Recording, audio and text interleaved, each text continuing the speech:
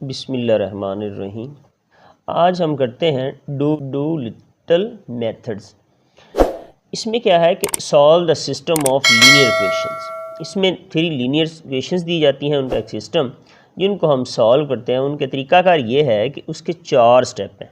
Step 1 उसमें क्या करते हैं, ये जो 3 हमारे पास लीनियर इक्वेशंस हैं उनको हम ए कोफिशिएंट में लेते हैं और जो अननोन वेरिएबल्स हैं उनको हम एक्स लेते हैं और जो इक्वल के दूसरी तरफ उनको हम एक बी मैट्रिक्स ले लेते हैं।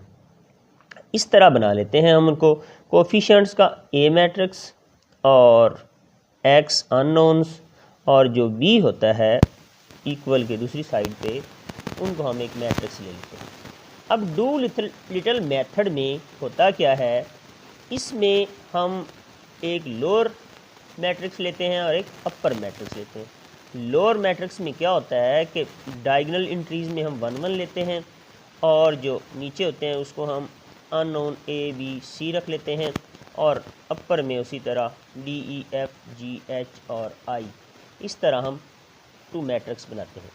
अब हम सेकंड स्टेप में क्या करते हैं कि हम कोफिशिएंट का जो मैट्रिक्स लिया है उनको हम इक्वल रखते हैं लोअर मल्टीप्लाई अपर के। अब लोअर हम बना लेते हैं एक, ये लोअर है इसको मल्टीप्लाई करते हैं अपर से, इक्वल रखते हैं ए जो कोफिशिएंट वाली हमें मैट्रिक्स मिली है। तो हम क्या करते हैं कि लोअर को अपर से मल्टीप्लाई जब करते हैं तो हमें इस तरह की एक मैट्रिक्स मिलती है जो इक्वल आ रही होती है ए के। ए क्या है, कोफिशिएंट हैं। अब इस यहाँ से हम वैल्यूज़ ढूंढते हैं। हम डी की वैल्यू यहाँ से यूँ करस्पॉन्डिंग इंक्रीज लेते हैं तो ये 2 आ जाती है। ई की इसी तरह हम लेते हैं 0 आती है। एफ़ की हम लेते हैं तो 1 आती है, क्योंकि ये दोनों इक्वल मैट्रिक्स हैं। अब देखें यहाँ से हमने ये डी ई और एफ़ की वैल्यूज़ जब हमने ढूंढ ली तो अब यहाँ देखें, यह हमारे पास ए डी इक्वल किसके आ रहा है, -3 के। अब ए डी इक्वल टू -3 आ रहा है तो डी की वैल्यू हमारे पास ऑलरेडी है, 2 पुट करें तो ए की वैल्यू भी हमें मिल जाएगी। 2 नीचे जाके डिवाइड ए -3/2। इसी तरह हमारे पास बी डी है इक्वल टू 1 आ रहा है, हम बी डी इक्वल टू 1 रखते हैं। डी अभी हमें ऊपर मिली है, वैल्यू पुट करें तो ये 2 नीचे जाके डिवाइड बी की वैल्यू भी हमें मिल जाएगी। डी की मिल गई, ए की मिल गई और बी की भी हमें वैल्यू मिल गई। अब यहाँ ई की वैल्यू है तो इसी तरह ये वाली जो एंट्रीज़ है ये हमारे पास इसी तरह करस्पॉन्डिंग इधर 4 है। तो अब हमारे पास ए की वैल्यू मौजूद है, ई की वैल्यू ऊपर है तो जी की वैल्यू हम ढूंढ सकते हैं, इक्वल टू 4 आ रहा है तो हमारे पास जी की वैल्यू। इसी तरह हम सिमिलर सारी वैल्यूज़ हम करस्पॉन्डिंग वैल्यूज़ पुट करके निकाल सकते हैं। ये हमारे पास एच की वैल्यू है, इसी तरह हमारे पास आई की वैल्यू है 43/8। सारी वैल्यूज़ जब हम निकाल लेते हैं तो ये इसी तरह इन्हीं लोअर मैट्रिक्स और अपर मैट्रिक्स में हम पुट कर लेंगे। तो हमने करना क्या है असल में कि जब हमने ये एक जो इनिशियल हमें लीनियर इक्वेशन का एक सिस्टम दिया गया था उसको हमने ए कोफिशिएंट लिया, एक्स हमने ढूंढने हैं जो अननोन्स हैं x1 x2 x3 और जो बी है। तो हमने किया क्या था कि हमने ए मैट्रिक्स से इक्वल लोअर मल्टीप्लाई अपर लिया। अब थर्ड स्टेप में हमने ये करना है कि लोअर को वाई मैट्रिक्स से मल्टीप्लाई करना है और इज इक्वल टू बी रखना है, बी यही वाला। वाई क्या रखते हैं हम, y1 y2 y3 और लोअर से मल्टीप्लाई करेंगे। नेक्स्ट देखते हैं थर्ड स्टेप में। देखिए हमने उसी तरह लोअर में वैल्यूज़ ये 1 1 है, ये ए की वैल्यू, ये बी की वैल्यू और ये सी की वैल्यू हमने पुट कर ली। इसी तरह यहाँ हमने ये ई एफ जी एच सभी की वैल्यूज़ आई तक पुट कर ली। अब हमारे पास जो थर्ड स्टेप है वो था कि lower matrix multiply y, y वाला क्या है y1 y2 और y3 और ये बी वो वाली जो इक्वल के दूसरी तरफ हमारे पास कांस्टेंट की जो मैट्रिक्स थी। अब हम इस दोनों मैट्रिक्स को आपस में मल्टीप्लाई करेंगे तो अब देखें y1 यहाँ मल्टीप्लाई होगा तो इक्वल टू 4 आएगा।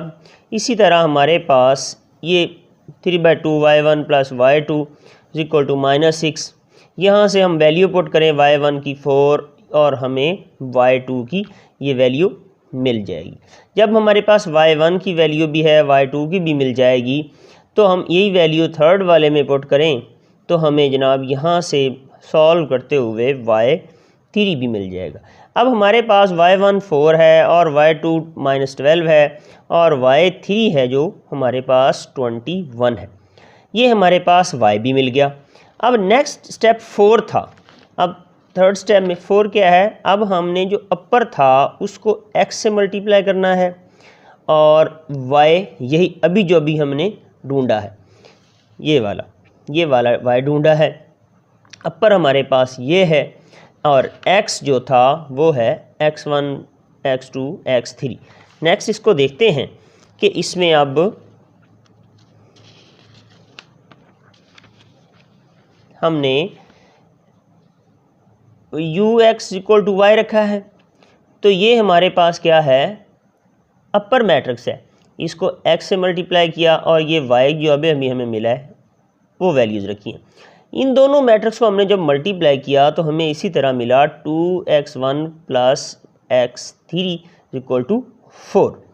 सिमिलरली हमें 4x2 minus 1/2 x3 equal to -12 मिला। ये बिल्कुल करस्पॉन्डिंग इंट्रीज। इसी तरह हमारे पास ये वाला जब इसके साथ मल्टीप्लाई करेगा तो इक्वल टू 21 आएगा।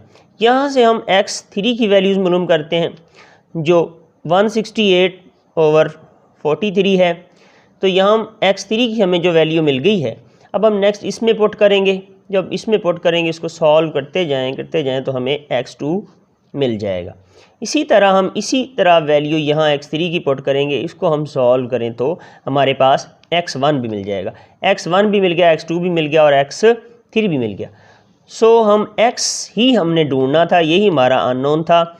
x क्या है, x1 x2 x3 है।